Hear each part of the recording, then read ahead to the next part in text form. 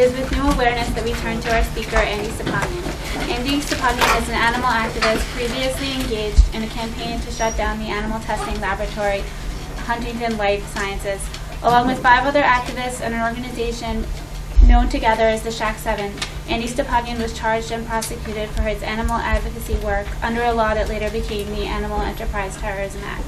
He was sentenced to 26 months and jailed in a secretive prison known as a Communication Management Unit. He currently works as a publicist in New York City. It is currently an honor to share in this presentation on his experience.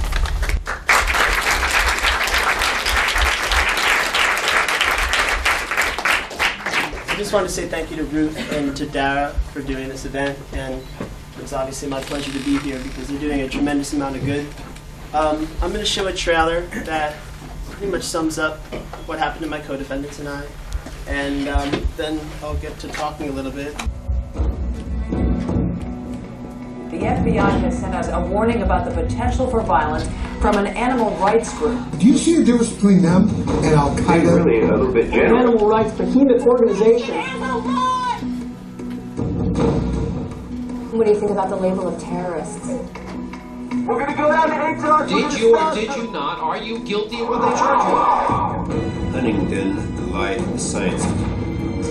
We can shut it down. You know, where do you draw this line? Investigating and preventing animal rights extremism is one of our highest domestic terrorism priorities. I guess I've always felt sympathy for the underdog, regardless of really what cause it was. Something just kind of snapped for me that these animals' rights and their suffering was being overlooked. The first time I was arrested, my mom said it's about time. Huntington was picked because it's one of the worst of the worst. We've been inside of this lab 5 times with undercover cameras recording what happens to the animals.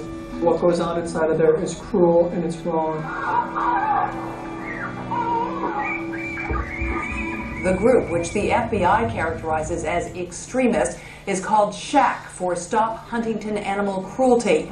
We do a lot of our demonstration organizing across the country, figuring out which targets are where and what sort of pressure needs to be put on them. And we start going to the companies that Huntington needs to survive, but are companies that don't need Huntington. What we do is protected by the First Amendment of the United States. It may be controversial, but it is legal. There are men sitting on the top floor making those decisions, and those men have addresses. They're a huge company and extremely powerful, and a grassroots campaign with no paid employees had brought them to their knees. From Citibank, Merrill Lynch, Charles Schwab, E-Trade, HSBC have all dropped their investments in Huntington. Changes aren't going to come about because of legislation. They're not going to come about because of polite letter writing campaigns. They're going to come about because a small group of angry, dedicated people were willing to go out and exercise their rights and push the envelope. There's no more selfless movement than animal rights. You know, humans aren't gaining anything. In fact, we're probably losing a lot from fighting for animals. They're violent, they're terrorists, they're this, they're that. But no one has ever been injured in an action carried out by animal rights activists. I've been, punched and hit before by vivisectors. I've had a guy swing a metal pipe at my head. I've had guns pointed at me. I was hit about 40 to 50 times. And I was charged with a felony assault on a police officer. I don't even know where to begin with looking at this. Both of my charges stem from a speech I made at the University of Washington.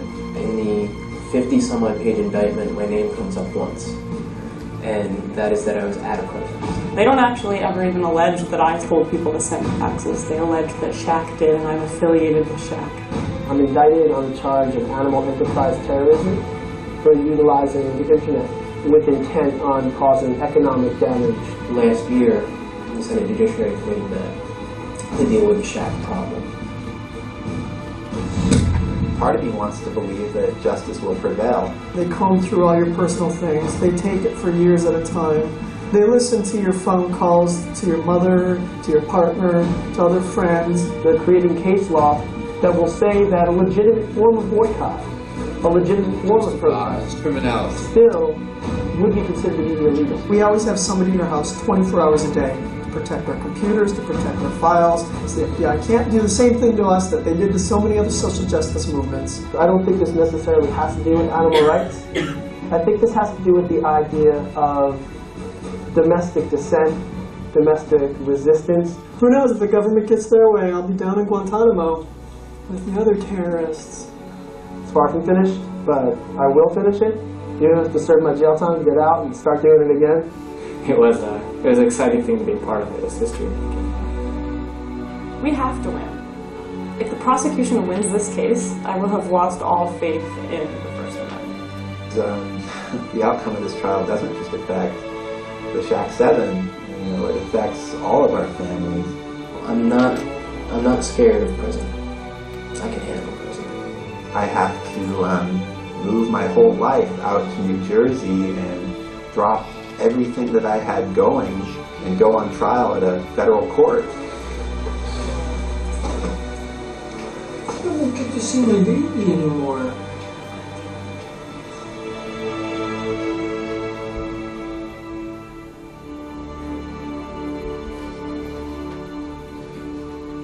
In the last few years, I've certainly seen things happen that I never would have previously believed could happen in America.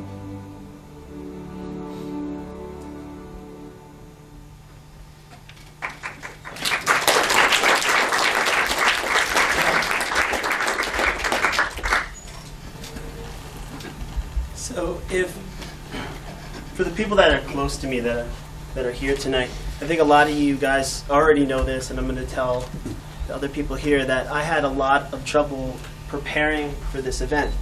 It's really easy for me to go to a college and talk about liquefied natural gas or to talk about environmental issues with a PowerPoint and then, just regurgitate data in front of people and have no problem with it. This one was a big problem for me because a lot of my heart and hard time, if you want to call it that, has been invested in this, and I didn't know what to say. I started rolling over and over in my head every single night, what do I say to the people in this room about this issue that would be effective, that isn't going to just perpetuate further fear-mongering. And so I got more and more reluctant as this date came about, because the things I started thinking about was they're relying on all of us, the Shack 7 and this documentary film and this book. The government relies on those things because we're outspoken to disseminate this message of fear to a larger activist pool, to a larger activist body. And so if I got up in front of you and I said, listen to this laundry list of bad things that happened to me because I decided to protest, and I won over your sympathy and you thought I was badass or whatever you thought, then what would happen is you'd probably go home with a sense of reluctance for your own activism. And the truth of the matter is that what led up to my indictment was about 8 years of FBI surveillance, not just for Huntington Life Sciences issues, but for a variety of issues. My FBI file began with the Clyde Beatty Cole Brothers Circus in 1997, where it's alleged that I broke in and I filmed for PETA. So that's where my FBI file began. I didn't know that. I had absolutely no idea. This was never publicized that I was working for PETA at the time or anything else like that. It turns out the former PETA employee got in trouble themselves and told on me. And that's when they learned about me and they started surveilling me, and eventually I got caught smashing the windows of fur shops in 2000 because they already knew who I was. They were already paying attention to me. So I was already marked to begin with. All you guys that are in this room right now are your own individuals. You can make your own choices. I'm not saying go out and advocate for violence. I'm not saying go out and commit direct action that destroys property. I'm not saying any of these things.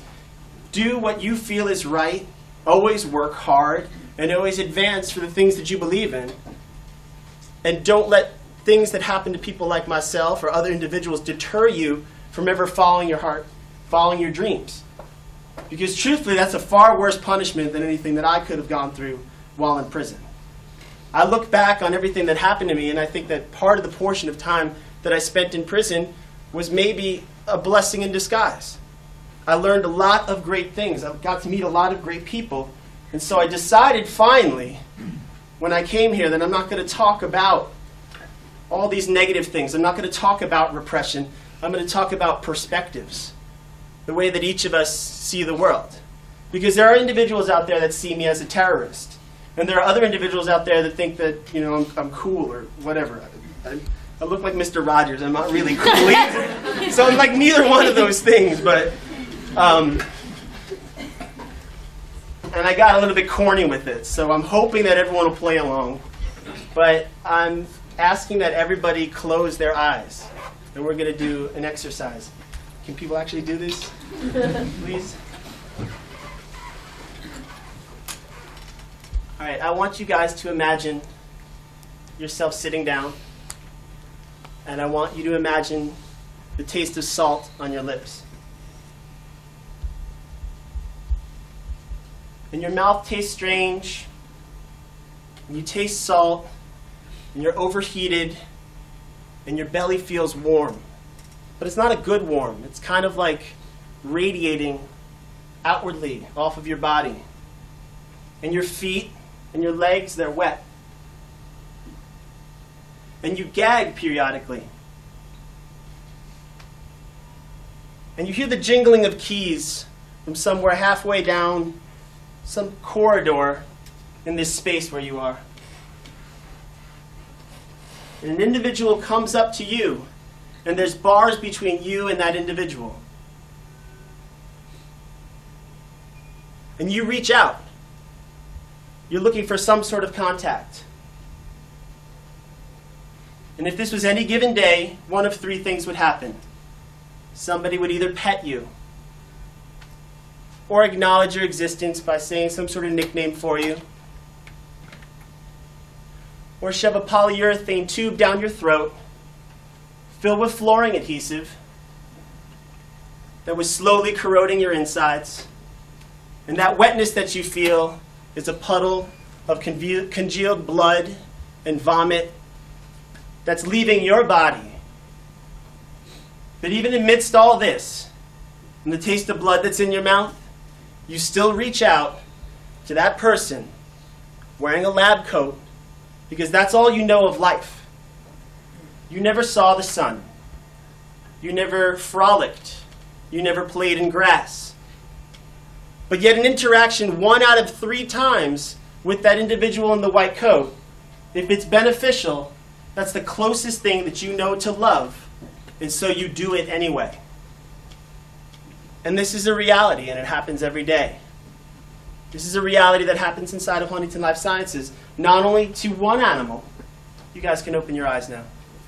Not only to one animal, but to upwards of 70,000 animals a year.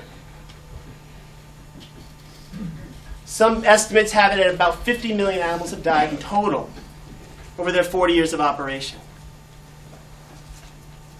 And that's what motivated me to get involved with a campaign to stop the cruelty and this kind of insanity that happens inside Huntington Life Sciences, to test products that didn't even have a moral base for a legitimate debate back and forth over the efficacy of their test, saying that it was going to somehow benefit mankind. It was a great target because they weren't doing anything to the benefit of us. They were benefiting companies that were trying to sell products. And so why did this happen? Why can egregious abuses happen even with meager laws that are in existence? And why do these laws fail animals? And time again, there's an answer.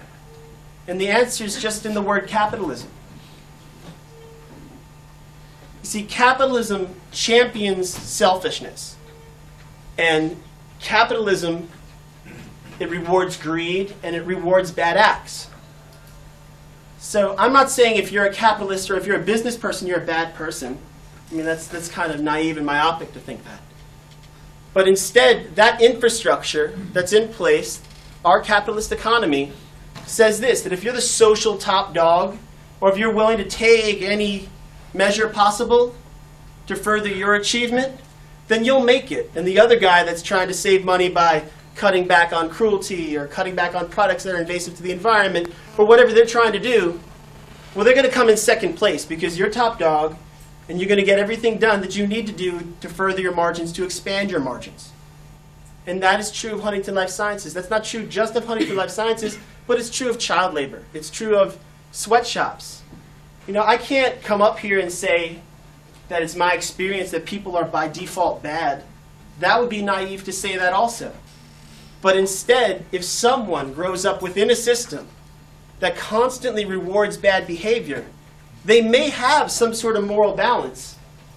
But eventually, if it comes down to earning enough money, they're going to start making choices that aren't the best moral choices. Choices like to test on animals. Choices like to lower the age of the workers in your shop. Choices like cutting back on their pay or cutting back on their ability to unionize or whatever it may be. This doesn't just affect animals, it affects the environment, it affects you and I, it affects workers, it affects healthcare. I mean, we're hearing about it every day. And so that led to this conclusion.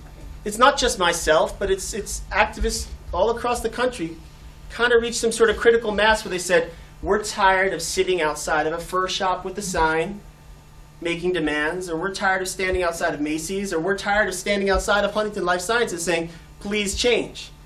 Because these people have nothing invested in changing. They're not going to change or listen to us, and there is not a dialogue. So what we decided to do, and what I'm accused of doing, is going after the money. Now, the National Rifle Association does the same thing, but in reverse. The National Rifle Association uses money to affect policy, because they have a lot of money. So they run into Congress and they say, we want X, Y, and Z passed the next time, and they try to buy out as many politicians as they can. Well, we're activists. I mean, how many of us are worried about the next meal that we're going to get? Or how many of us are still in college, or worried about college tuition, or a mortgage payment, or any one of these things? The truth is, yes, there's a few national nonprofits that have large budgets, but outside of that, even those national nonprofits only have 2 or 3 lobbyists. The National Rifle Association probably has a lobbyist to mirror every single constituency in America to make sure that they're able to talk to every single one of these people. And so if we wanted to play that game, it's not possible right now with the resources that we have. And so you farm it in reverse. You reverse engineer it. You go and say, well, if we can't give them money and sway their opinion this way, then we're going to take money away from them. So we can't steal money from CEOs, although some activists, I think, did at some point. You can't really do that. It's not really possible. But what you can do is you could say, your profits are A, B, and C. And we are going to cut back on B and C through various myriad different styles of protest. And some of that is illegal. Some of that is direct action. Some of those things, are perfectly legal. But combined, it was an effort to say that we are not going to allow this laboratory to get the lifeblood that they need to exist. We were viewing it like an organism. We were going to say we're going to choke it out. And that's what the Shack campaign was, and that's what I got indicted for.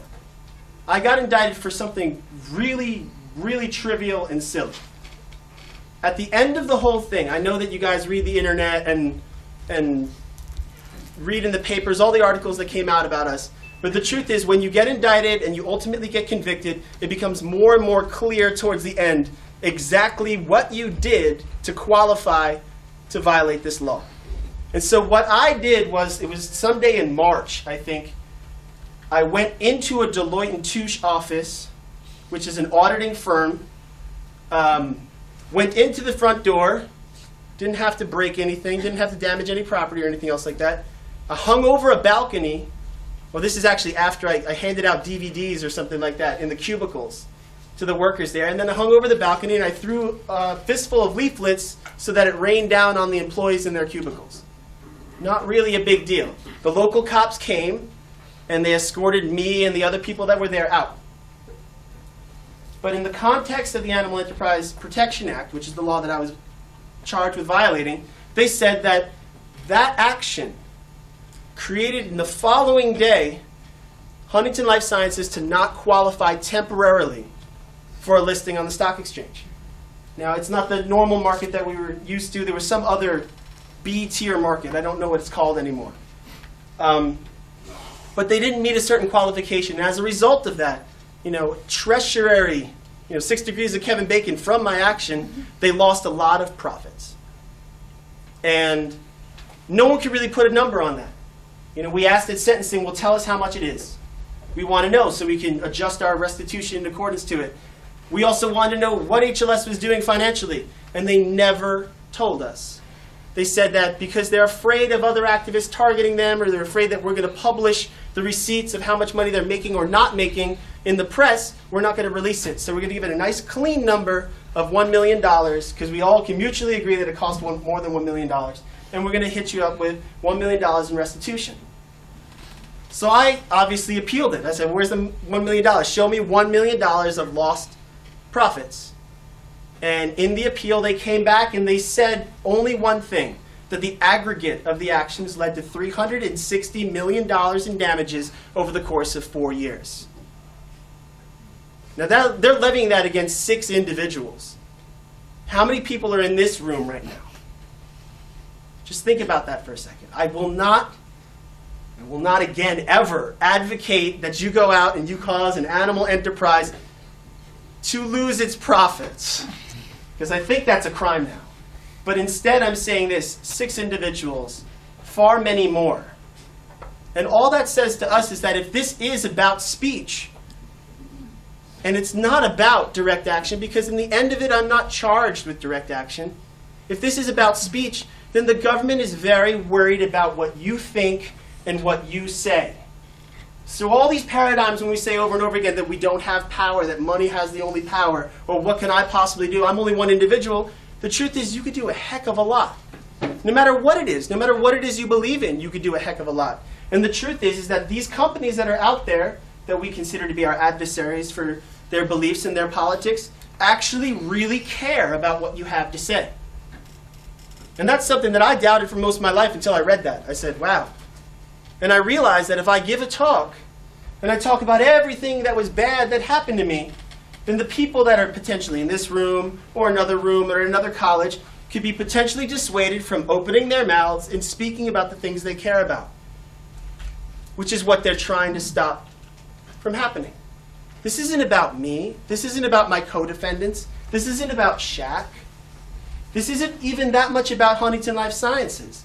This is about the power of individuals in this room and what they could do to slowly ebb the tide of concern and critical mass that people have to industries and institutions of abuse. And that's perspective.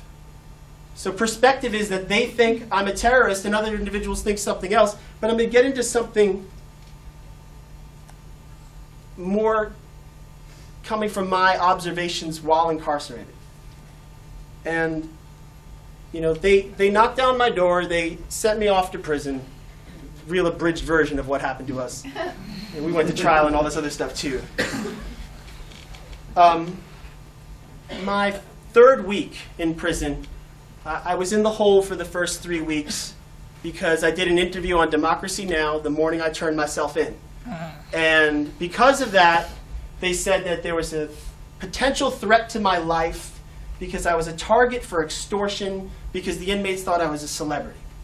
Now this is the junk they feed me while I'm in the hole.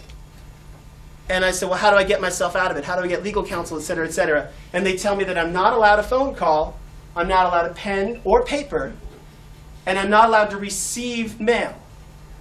I'm also not allowed to talk to counsel while I was there because it was a security measure. And at that point I was like, well, how long am I going to be here for? I started to get worried that, okay, yeah, I mentally prepared myself for 3 years out in the yard, I might have to get into a fight or whatever else. I got all that taken care of in my head. I didn't think about 3 years in a box. So I think it was 17th day I was there. I got visited by people from, you would probably know better than I think it was the Center for Constitutional Rights. I think that's who it was. They came to the jail. They had special permission because of their lawyers' badges and whatnot. And they came in demanding to see me. They threatened with a letter of lawsuit to all the individuals that worked on the different floors of the prison. Everybody that labeled themselves an official, even if it was just a psychiatrist or whatever it was that worked in that area, or a social worker, they hit them with a piece of paper that said, on their way out, as they slowly got escorted out the place, saying, we're going to sue you unless you release him to general population. Within 24 hours, I was in general population because of the voice and letter of this group. While in general population, they put me in a gang unit. So there were Bloods, there were Latin kings, and then there were Italian crime, whatever you want to call it. And it was fairly racially subdivided, and they put me in a cell with a blood. And he didn't want to claim his status as a blood anymore. Because of that, the other bloods wanted to run him off the block, and they were going to, scare him away, whatever it is they do. I go to set up my sheets over the bed and whatnot, and I find a knife underneath my mattress. And I automatically thought that this is the bad situation to get myself in, because what do? Do I throw out the man's knife? Do I throw it in the toilet? Because then he's going to get mad because that's what he's using to defend himself, etc., etc. So when he finally comes back to the cell and I introduce myself to him, I say, I want to get rid of this thing. You have to live with me now. What's going on? And he tells me about his history. He tells me that he got in trouble for a drug charge when he was 16 years old, and now he's 28 years old. That his cousins got in trouble and he was subpoenaed to a grand jury and he didn't know what to do. So he talked a little bit about other people, but didn't talk about his cousin for fear his cousin would get in trouble. And he found himself indicted on a robbery conspiracy charge. Because he had a prior felony, he was facing 35 years in prison, and they were trying to convince him to take a plea bargain. His name was Darren Rucker. And Darren Rucker and I became friends over the course of a couple of weeks. And I saw this man that, in all fairness, he was kind of tough. In all fairness, most people might find him intimidating at first glance. I saw him just open up.